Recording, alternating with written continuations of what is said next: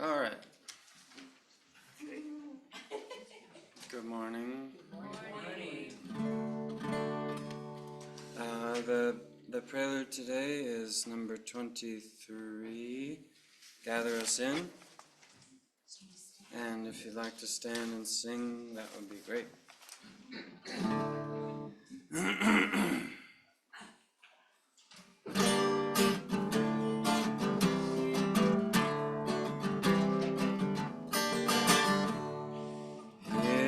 This place, new light is streaming. Now is the darkness vanished away. See in this space our fears and our dreamings, brought here to you in the light of this day. Gather us in, the lost and forsaken. Gather us in, the blind and the lame. Call to us now, and we shall awaken. We shall arise at the sound of our name. We are the young, our lives are a mystery. We are the old who yearn for your face. We have been sung throughout all of history, called to be life for the whole human race. Gather us in, the rich and the haughty. Gather us in, the proud and the strong. Give us a heart so meek and so lowly.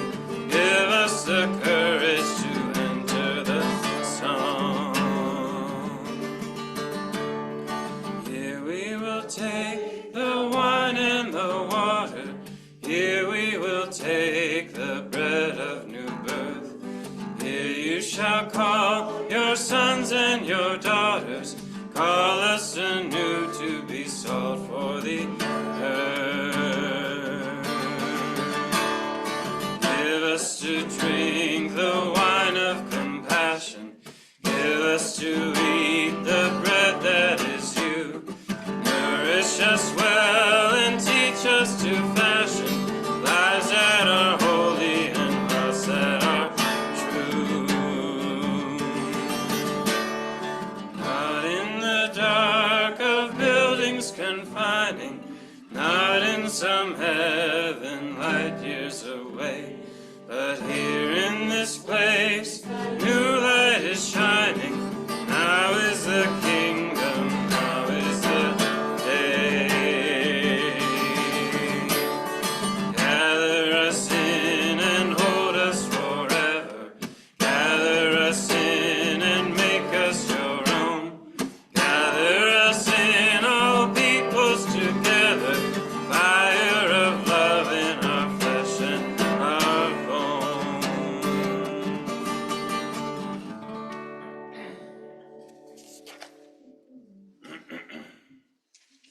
Thank you. Welcome, everybody. Welcome to Taos United Community Church. Welcome, Rinda. I didn't see you a minute ago when I looked over. And I want to welcome Chris, who's a friend of Michael's from back east, and he's here for the first time, so we welcome you. Welcome back, Dell, and everybody on Zoom. Hi, Liana and Valerie and Virginia, Scott and Hayes. It's so good to see you. This is Taos UCC, and you are welcome here, no matter what you believe, what you used to believe, what you'll never believe again. This house of prayer belongs to you, and we're glad you're here. And please stay, because afterwards we have some coffee and snippets, and it'll give us a chance to get to know you a little better. So, this morning, I think we have a couple of announcements. Yes.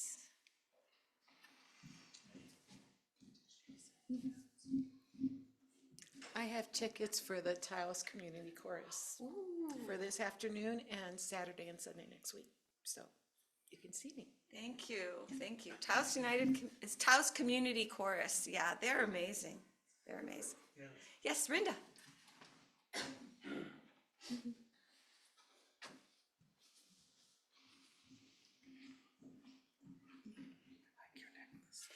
Hi, I'm Rita.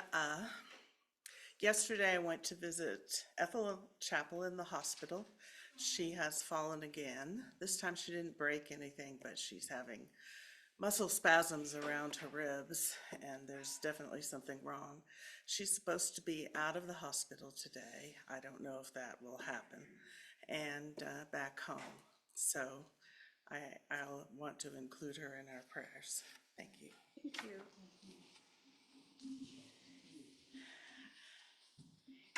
There's another announcement. So some of you know that we have been doing a little driving ministry with a young family from Guatemala, Juana and Manuel and Alan.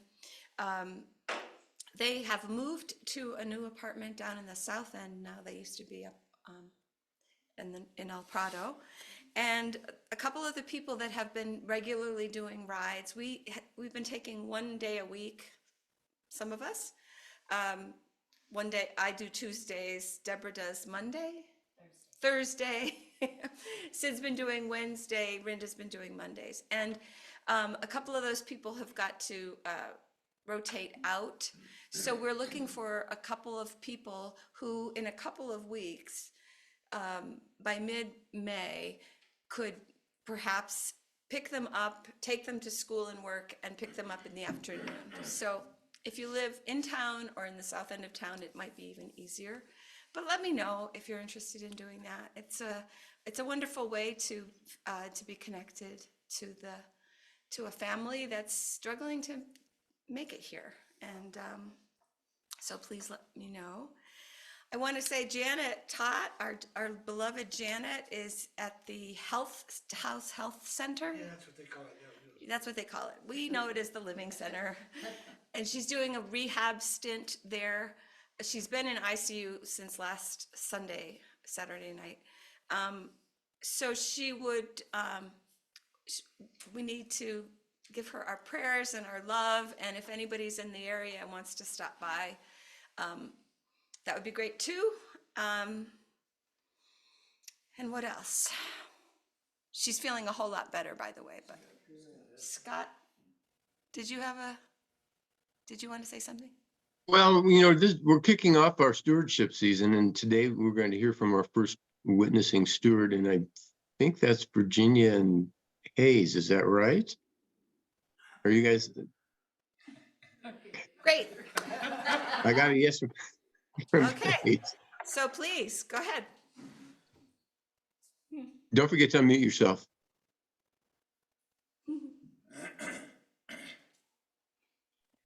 Yeah, that would help. All right, Virginia and I have been coming to Taos for so many years. Many of you probably were not born. And we always went to Unity, which we just loved. It was so eclectic and interesting. And then our dear friend Val said, you need to meet this woman, Pam Shepherd. She started this little church at Somos. So we went and we were totally taken. So we started going to hear her, and then we met you all, and how could we stay away? So that's the story. So that's why we have been attending, and certainly want to support a community that is so loving and compassionate and giving and caring. We are delighted to have joined you all. So thank you. Thanks, Hayes. Thank you, Hayes. Thank you, Hayes. Virginia, were you going to say something, or is Hayes speaking for both of you? Hayes is speaking for both of us. I just wanted to say we have a wonderful church here in Colorado Springs, but we don't go to it because we want to be with you guys. So Well, we're glad every time we see you here on Zoom or in person. So thank you. All right. Did I forget any announcements that I was supposed to make? Okay. And let us get comfortable in our seats. Take a deep breath in. Take a deep breath out. Let's do that a few times. Breathing in the light of this new spring season, such as it is in Taos. And breathing out all the wintry stuff.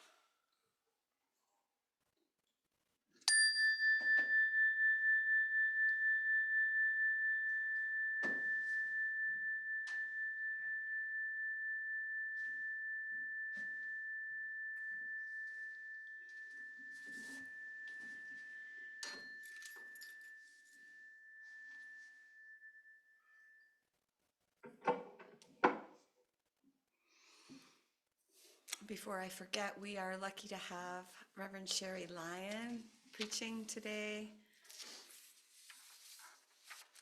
For the opening prayer, there was something on Richard Rohr's meditations this week that I wanted to draw from. It's an excerpt from a poem by David White called The Sun. I want to walk through life amazed and inarticulate, with thanks. I want to know when I lean down to the lilies by the water and feel their small and perfect reflection on my face. I want to know what I am and what I am involved with by loving this world as I do. I want to be found by love. I want to come alive in the holiness of that belonging.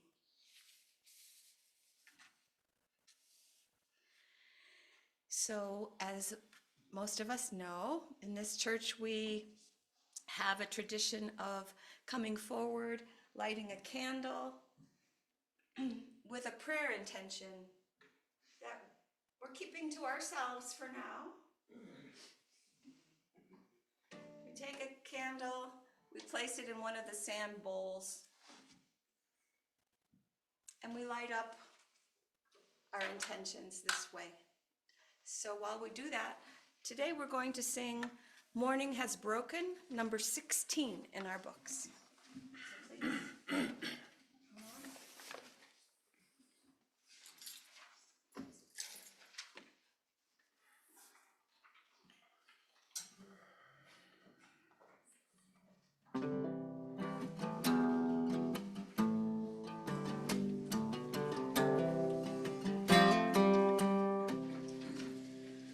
Morning has broken like the first morning. Blackbird has spoken like the first bird. Praise for the singing, praise for the morning, praise for them springing fresh from the word. Sweet the rain's new fall, sunlit from heaven, like the first dew fall on the first grass. Praise for the sweetness of the wet garden, sprung in completeness where his feet pass. Mine is the sunlight, mine is the morning, born of the one light, Eden saw play. Praise with elation, praise every morning, God's recreation of the new day. Morning has broken like the first morning. Blackbird has spoken like the first bird. Praise for the singing, praise for the morning, praise for them springing fresh from the world.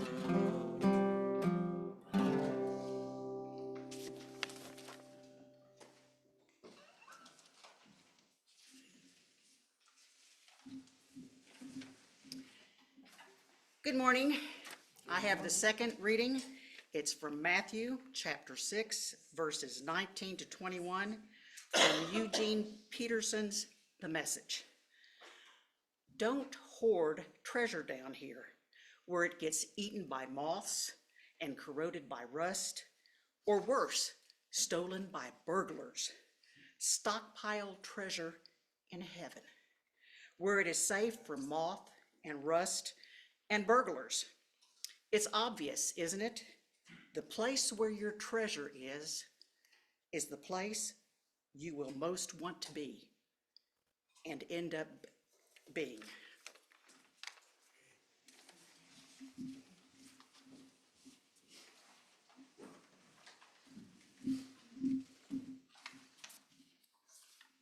Good morning, everyone. It's always a delight to be here. Thank you for such a warm welcome back to Ron and I. So it's fun to read and hear different passages of scripture from different perspectives.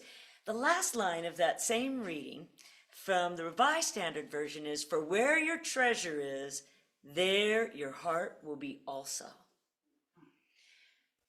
And it's also where we want to be, as we heard from the Eugene Peterson version. So I don't know if any of you are like me, but I'm a little bit of a news junkie. I'm forever squirreling away quarters because they sell the Santa Fe paper out of vending machines around Taos. And you need quarters, it only takes quarters. And of course, I always want it out of the vending machine because it's 25 cents cheaper than if you get it at the grocery store. So just ask me if you're ever interested in the Santa Fe paper, because I can tell you where you can get it. But it's because I'm interested in news, and I know from talking to Ken and Janet that you get actually the paper delivered. I keep thinking I might go for that, but I'm not sure they do it off of Blueberry Hill. But there's lots of news to be found each and every day. Some good news, some disturbing news, and some just mildly interesting news.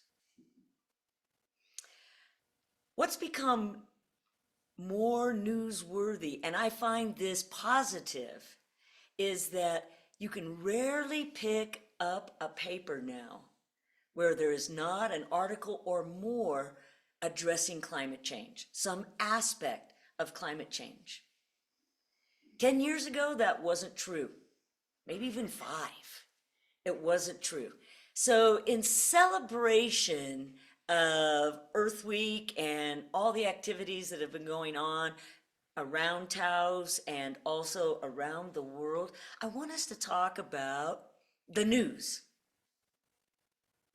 The news is that I think we have finally convinced most of our neighbors and friends that we need to make changes in our lifestyle and in the way we live and produce and procure things, because climate change is real. Now, here's the mildly interesting news. Ron and I are avid baseball fans. And here's the good news about that. Climate change has been shown to add around 50 additional homers a year. So that's the mildly interesting news about home run, that the hotter, thinner air is allowing balls to fly further, and according to some researchers, is juicing home runs in the major league. So they're attributing kind of an additional, now they've also made a whole lot of other changes to the baseball rules, but I think it's kind of exciting that there's a little interesting news there. But what's really exciting to hear about is the good news. And some of you have probably already read this book, The Book of Hope, with Jane Goodall. This is in a series. Some of you may have seen The Book of Joy, with conversations between Archbishop Desmond Tutu and the Dalai Lama. Well, this is a continuation of that series, and it's called The Book of Hope. And it's a series of conversations with Jane Goodall and the man who actually wrote the book, Douglas Abrams. But I was motivated by her take on this. The subtitle is A Survival Guide for Trying Times. And she gives essentially 4 reasons for hope. The first is an amazing human intellect.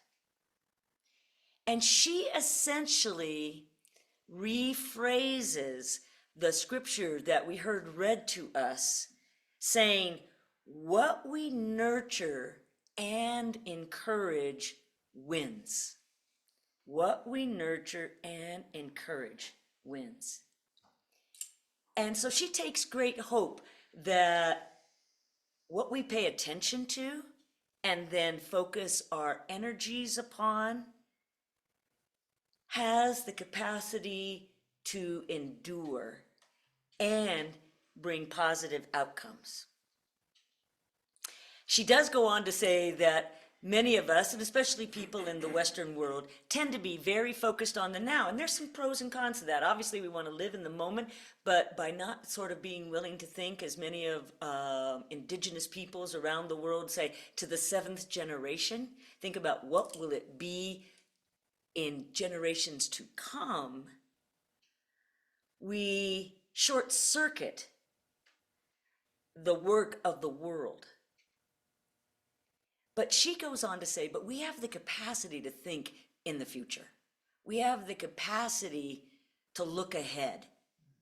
That is one of the gifts of humans, is the ability to look ahead and to take action now to potentially change and or embrace what might be possible in the future. So that's hope number 1. The reason for hope is human capacity. The second is, and this is Jane Goodall's words, nature has a kind of built-in resilience. And we see it as spring comes forth every year. And those daffodils that we're hoping and praying, the bulbs that we planted the year before and in many years before, continues to come up. That seeds and life that lays dormant can revive, that they become active. So she gives many other examples, but the general gist is that nature is resilient, although there are limits. The third reason for hope is the power of young people. And that there are so many young people around the world who are committed to action today that will make life better for themselves and for others.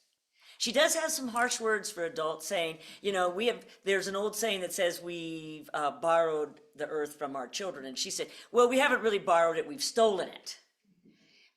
Because with borrowing, the expectation is that you'll have something to repay it with. But the way we're living doesn't always lead to that. But she's inspired. And Jane Goodall has started some work that's called Shoots and Leaves, programs around the world, around conservation and the work of young people. And so her take on that is that the people of our generation, that work is to support the work of young people, to enable them, to make it possible in all the ways that we can. Encouragement, financial support, creating opportunities, and sometimes getting out of the way. So the power of young people gives Jane Goodall great hope. And then the fourth is an incredible human spirit. Kind of goes along with that human intellect, but the spirit of people, it's a quality in us. I like this quote. It's the quality in us that makes us tackle what seems impossible and never give up. Who would have guessed when we were young that we would go to the moon? Remember being glued to the TV, with the moonshot and going to the moon? But that human spirit can allow us the opportunity to do more than we ever think is possible. So what do we need to, as Jane Goodall says, tackle as people of faith? Where are we as a faith community needing to go? Well, I want to propose that we learn perhaps from some readings of John Muir.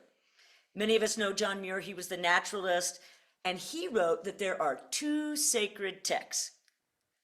One, God is speaking to us through the little book. And I love this. Instead of calling it the big book, many of us know about recovery programs and others where we know it as the big book. John Muir calls this the little book. And I want to just point this out. You might imagine as a preacher, you kind of tend to collect Bibles. They come your way, or whatever opportunity presents it. So a few years back, the Green Bible came out. If you're ever interested in looking at it, happy to share with you mine. But the reason why they call this the Green Bible, anybody want to guess? Anybody guess? Anybody got a red letter Bible?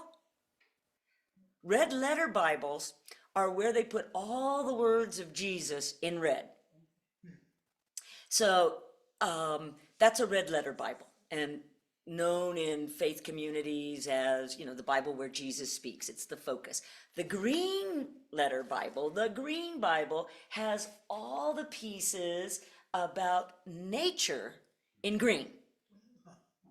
So I thought it was very interesting that in Matthew 6, which is where we were reading from, but the portion that's highlighted in green is, your kingdom come, your will be done on earth as it is in heaven. So this is a group filled with essays by naturalists as well. But back to John Muir. John Muir essentially said that there are two sacred texts. The first sacred text is the Bible as we understand it in all the many, many different ways that it's presented to us. But the other, and this is what John Muir calls the big book. The big book is the cosmos, the universe, the winds, the waters, the springs. He says those are all the words of God. The earth, John Muir said, is a divine manuscript. And the exciting piece about that, unlike the little book, is that God is still speaking to us every day. God is still speaking to us every day through our interactions with God's world, with the world in which we live.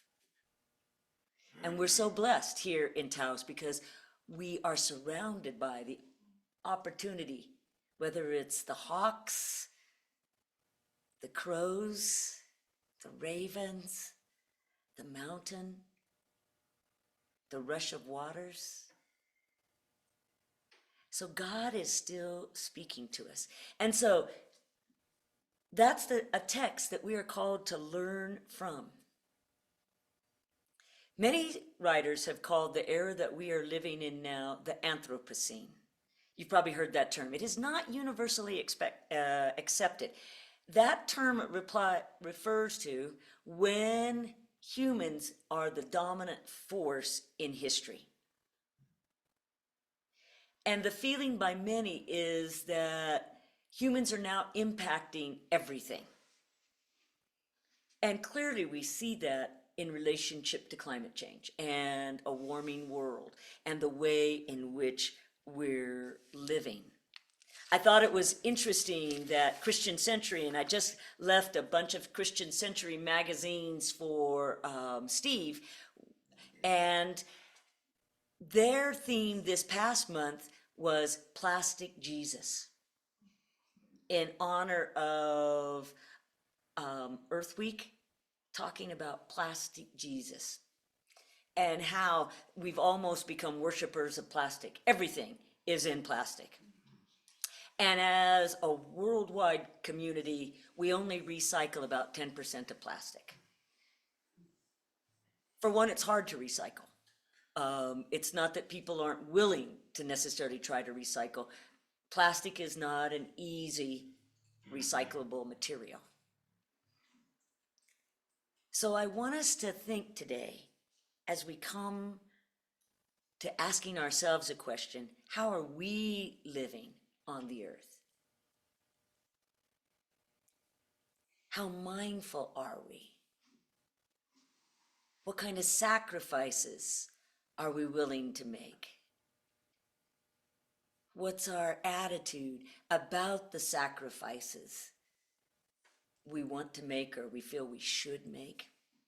So a fun way to think about that, a little cartoon. I like Baby Blues, cartoon that comes in the paper. I think that's one of the reasons why I get the Santa Fe paper, because they put every day their comics in color, not just Sundays, every day. So I think that says something. So Baby Blues is about a family, and they have 3 small children. So 2 of the children, Zoe, who's a girl, and Hammy, who's a little boy, are watching TV.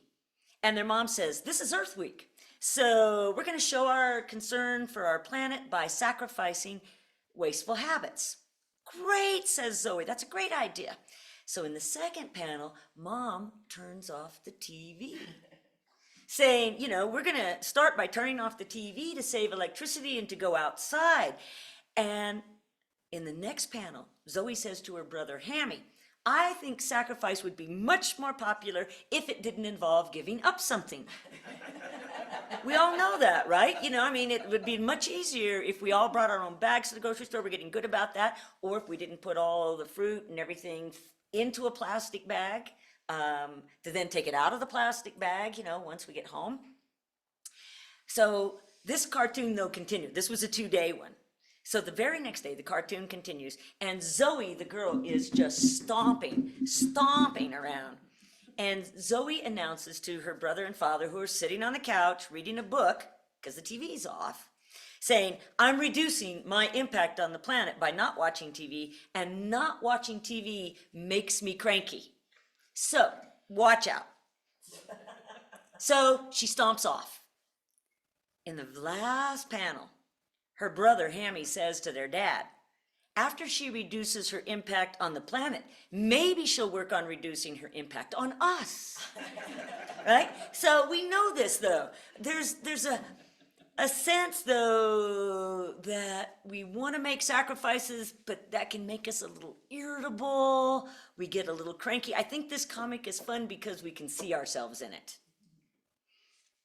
I want to do the right thing, but oh, this is annoying. This is just annoying. And so our attitude is key. The mindfulness, the being willing to make the changes that we need to make, and the way we live. So back to Jane Goodall. Jane said, hope is what enables us to keep going in the face of adversity. It's what we desire to happen, but we must be prepared to work hard to make it so. And her last quote is, let us use the gift of our lives to make this a better world. So I didn't bring this Bible because I don't own it yet. Notice but it's available online. There is now a native version of the New Testament called the First Nations version of the New Testament. And right in the same book that we were reading of Matthew 7, there is a reading, and this is not the native version. Matthew 7 says, ask and it will be given you. This is a familiar one to many of us. Search and you will find. Knock and the door will be open for you. As we seek to figure out, how do we live? How do we find the will of God for us in our world? So I want you to hear this same passage from the First Nations version of the New Testament.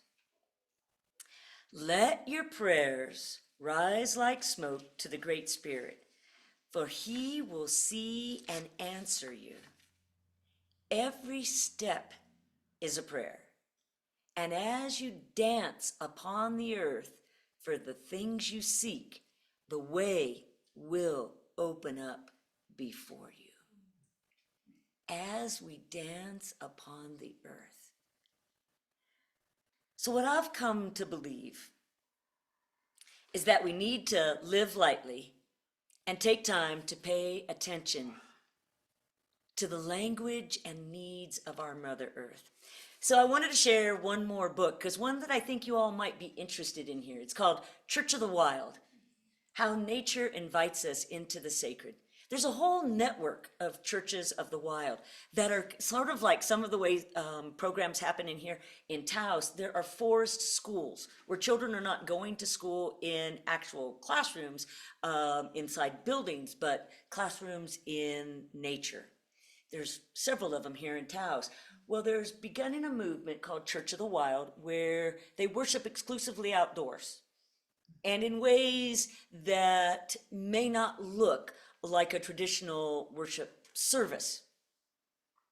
But they make a point of talking about, and this comes from the chapter on all of us are ordained, which means set aside to serve. That's the way traditional church communities, including the UCC, understand ordained. The concept is to be serving others. And what the Church of the Wild really encourages is that we are all ordained to be people of God in service to God's world. And so I wanted to read you one quote from this, just to pique your interest. We are not separate from nature. We are simply a part of nature that comes in this particular human form, with our own particular interests and gifts and flaws and voice. We humans can hear the call are urgently needed. The desert is calling, the deer are calling, the open vast sky suffering invisibly with too much carbon is calling us. The rabid fox is calling us. And so this is the question that I would like to leave you with as we take 2 minutes of silence. What is your role in this love story of reconnection, restoration, and compassion? How are you being ordained to be in relationship with all our kin? Amen.